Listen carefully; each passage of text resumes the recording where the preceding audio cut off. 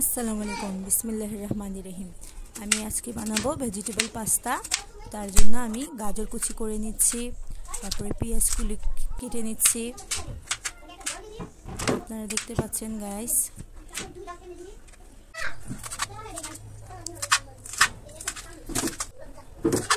সবগুলা সবজি কেটে না হলে তারপরে আমি রান্নায় চলে যাব।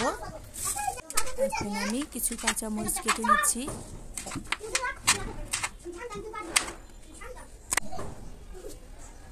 তারপরে কয়েকটা রসুন কেটে নিব। সব কিছু কেটে নেওয়া হয়ে গিয়েছে। এখন আমি চুলায় গেলাম, একটু নিয়ে নিলাম তেল পরিমাণ মতো, তারপরে দিয়ে দিলাম কিছু রসুন যেগুলো কেটে রেখেছি। পেঁয়াজ দিয়ে আমি এটাকে হালকা লাল করে নিব, তেমন একটা না, হালকা হয়ে গেলে তারপরে এটার মধ্যে আমি মাংসগুলা চিকেন কেটে রেখেছি এটা আমি এখানে দিয়ে দিব। কাঁচামরিচটাও দিয়ে দিব। ভালো করে নেড়ে চেড়ে এটাকে আধা সিদ্ধ করে দিব।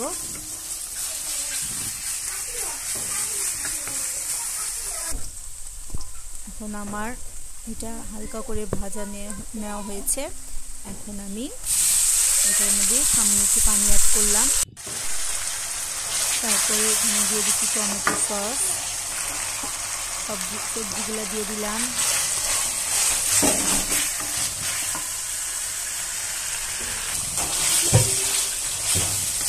সব সবজিগুলো ভালো করে নেড়ে চেড়ে তারপরে আমি পাস্তাগুলো সিদ্ধ করে রেখেছি এখানে দিয়ে দিয়েছি। পাস্তাগুলো দিয়ে ভালো করে নেড়ে চেড়ে নিব। সামান্য পরিমাণ সয়া সস দিয়ে দিলাম। নেড়ে চেড়ে আমি এটাকে ভাজা ভাজা করে নিব। তারপরে দিয়ে দিচ্ছি পরিমাণ মতো লবণ, ক্যাপসিকাম দিয়ে আবার একটু নাড়াচাড়া দিব। দিয়ে দিচ্ছি ক্যাপসিকাম দিয়ে আবার একটু নাড়বো। তারপরে ডিমটা আমি আগে থেকে ভেজে রেখেছি, ডিমটাকে অ্যাড করে দিব। দিয়ে ভালো করে নেড়ে চেড়ে এটাকে আমি সার্ভ করে নিব। আমার পাস্তা ডিম with vegetable with chicken pasta ready. এটা দেখতে যে এরকম সুস্বাদু আর মজাদার হয়েছে, খেতেও ঠিক সেরকম হয়েছে।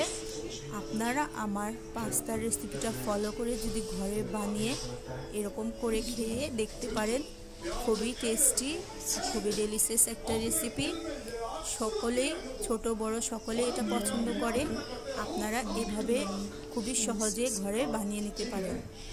খুব বেশি একটা কিছু দরকার পড়ে না, খুব বেশি একটা পরিশ্রমও হয় না। এখানে হালকাভাবে আমরা শর্টকাটে এভাবে পাস্তাটা রেডি করতে পারি। যদি ভালো লেগে থাকে প্লিজ লাইক শেয়ার সাবস্ক্রাইব।